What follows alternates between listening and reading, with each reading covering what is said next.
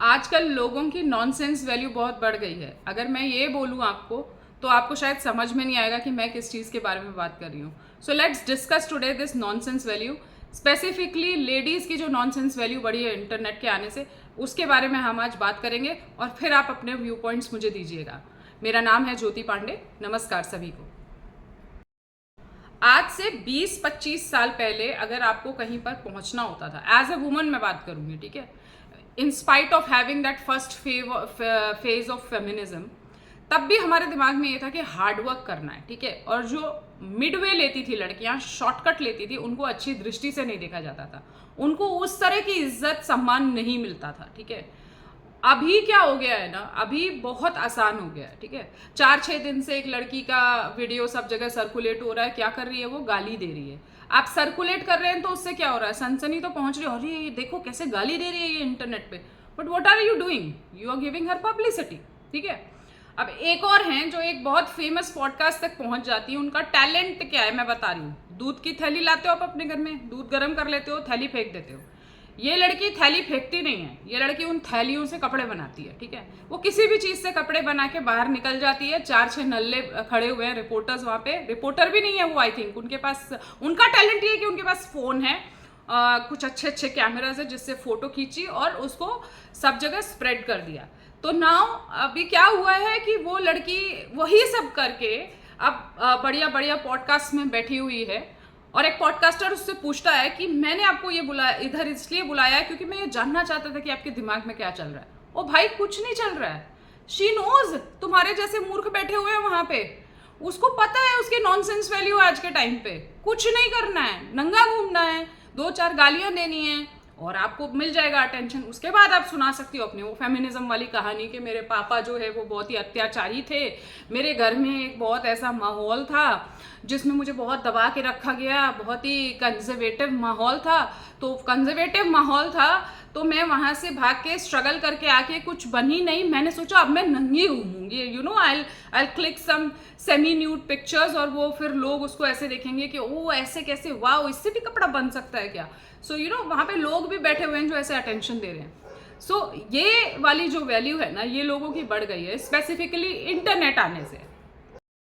इसीलिए जब आप ये वीडियो शेयर करते हैं, ऐसे पिक्चर्स शेयर करते हैं और गाली भी देते हैं, आप शब्द भी बोलते हैं, तो भी उनको पब्लिसिटी मिल रही है। क्योंकि अभी तो बोला जाता है ना, any publicity is a good publicity. So that is happening very rapidly. अब इससे नुकसान क्या हुआ, आई विल टेल यू। अभी एज अ पेरेंट मेरे लिए काम डिफिकल्ट हो गया है मेरी बच्ची को ये समझाना कि ये सही नहीं है, ठीक है। तो वो बोलेगी सही क्यों नहीं है? Because she is getting that respect, उसको सब जगह से ऑफर आ रहे हैं, उसको काम मिल रहा है, उससे लोग बात कर रहे हैं, उसकी स्टोरीज डिस्कस हो रही है, तो सही कैसे नहीं है? तो अब एज अ पेरेंट मेरा काम बहुत ज़्यादा डिफिकल्ट हो गया और मेरे जैसे बहुत सारे पेरेंट्स का काम डिफिकल्ट हो गया होगा। ये उन लड़कियों के लिए भी डिफिकल्ट है जो बहुत हार्डवर्क कर रही हैं। There is a sect of girls जो इनसे बहुत दूर है और जो बहुत अच्छे से मेहनत करके अपना जगह अचीव कर रही हैं।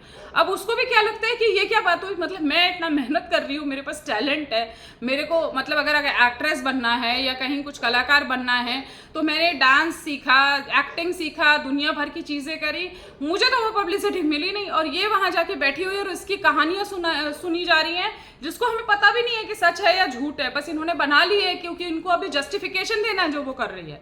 तो इससे ये प्रॉब्लम आ रही है कि वो जो बाउंड्री लाइन हमने बनाई थी ना, मेरे टाइम में जो बाउंड्री लाइन थी, वो बाउंड्री लाइन अब हो गई है खत्म। तो अब जो है सब कुछ एक में मिल गया है। वैसे ये वर्ल्ड वाइड सेट फॉर्मूला है। 10-20 साल आप एकदम अच्छे से जो है एकदम करप्ट लाइफस्टाइल में जियो, लड़कियों के लिए बता रही हूँ, और उसके बाद अचानक से आप जो है बहुत धार्मिक हो जाओ, गंगा स्नान करने चले जाओ, मंदिरों को विजिट करने लगो, और यहाँ पे लोग बैठे हुए हैं आपको जो है ये कहने के लिए कि वाह भाई देखो ये भी जाने लग गई हैं मंदिर वंदिर। तो यहाँ पर ये ना एक आपने एक नॉर्म सेट कर दिया है। तो अभी आप ये प्रश्न नहीं कर सकते हैं कि लड़कियाँ ऐसी क्यों हैं। आप अटेंशन किनको दे रहे हैं? आप नॉनसेंस वैल्यू वाली को अटेंशन दे रहे हैं या हाई मॉरल वैल्यू वाली को अटेंशन दे रहे हैं? This is up to you. मैं बार बार कहती हूँ जब मेरे पास कुछ लड़के आते हैं और ये डिस्कस करते हैं, इट्स अप टू यू। बहुत कुछ आप लोगों के ऊपर निर्भर करता है कि आप किसको उतना सम्मान दे रहे हैं। क्योंकि अगर आप शेयर कर रहे हैं, अटेंशन दे रहे हैं, उनके लिए वो सम्मान के बराबर ही है। तो सोचना तो पड़ेगा। This is a question I am living यहाँ पर, ठीक है। और आप लोग इसको बताइएगा डिस्कशंस में कि क्या मैं सही बोल रही हूँ या नहीं बोल रही हूँ, क्योंकि वो जो बाउंड्री लाइन रहनी चाहिए इन बिटवीन, वो ख़त्म कर देने से प्रॉब्लम क्रिएट हुई है, और फिर आप शिकायत नहीं कर पाएंगे कि ऐसा क्यों हो रहा है। तो वो सारी जो शिकायतें होती हैं उसका आंसर यही है कि ये आपके हाथ में है। जिस दिन पब्लिक चाहेगी उस दिन ये बंद हो जाएगा। तो मुझे बताइएगा कि कितना सही कितना गलत। नमस्कार।